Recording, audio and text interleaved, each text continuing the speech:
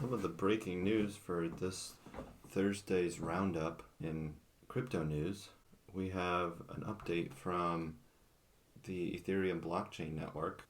They're moving one step closer to ETH 2.0, which will be moving away from the proof of work mining to the proof of stake. Allows you to stake your money, so lock it up for a particular amount of time. In exchange for locking it up, it's the ability to power the entire network. You're rewarded over a period of time to be able to help run the network. Basically, all you do is giving up your money like into a bank.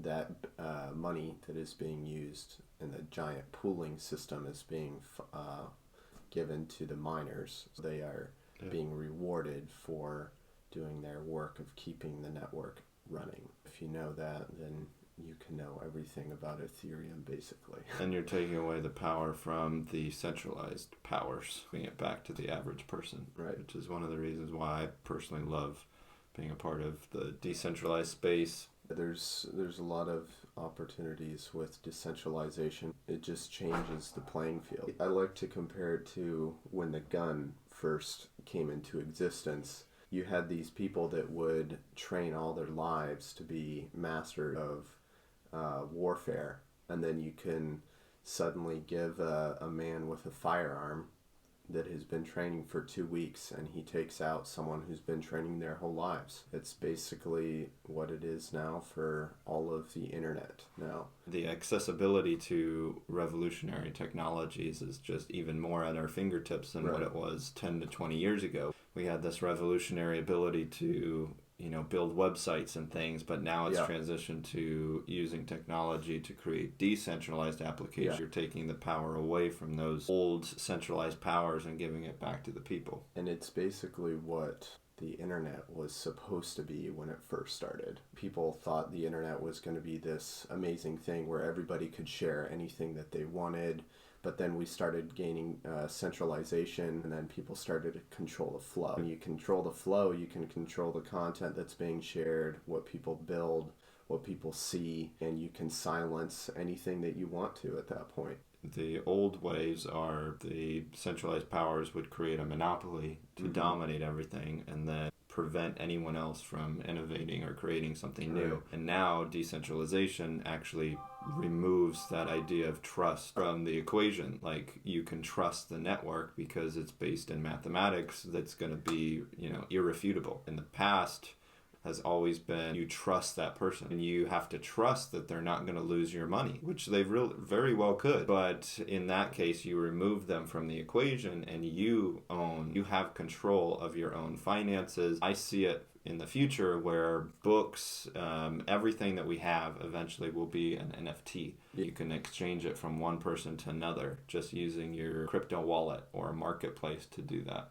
I don't even like using the term NFT anymore because there's so much throwing around of the word. People don't really understand what it means. Personally, I think we should start calling them digital signature assets, because you have your own signature on the asset, so it is different from anything else. It is an asset because it's different from everything else, and it can be exchanged at different prices. NFT is like your uncle throws around the word NFT, and he doesn't know any idea what it means. Most people today just think that NFTs are artwork.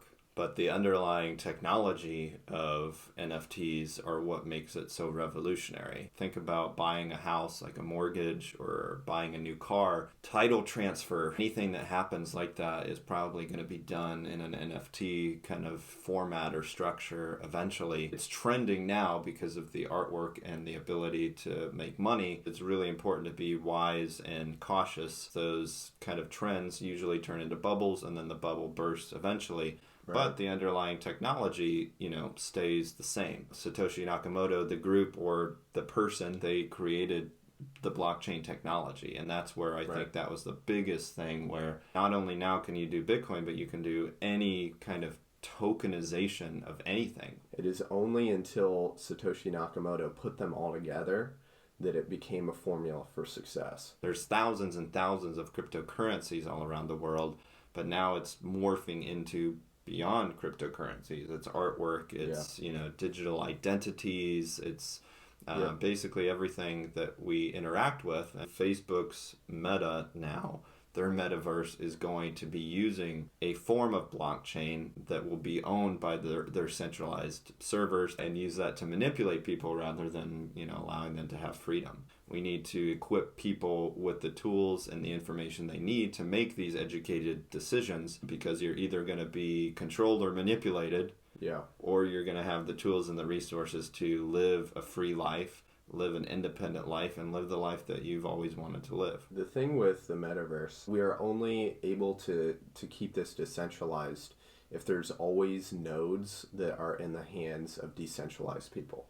So if all of the nodes are owned by Facebook, it is not decentralized in that it is under one regime. Yeah. Like it is owned by one company. I don't want to repeat the internet again. We already learned from the mistake of putting the power in large nodes and then those growing into large companies. We need to keep the power between differentiated regimes or companies to keep the power decentralized. This has kind of been just an off-the-cuff conversation for MetaBros. Yeah.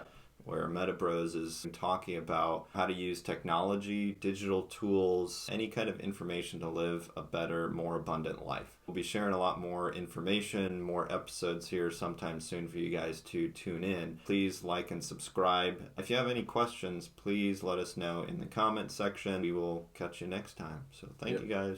Bye.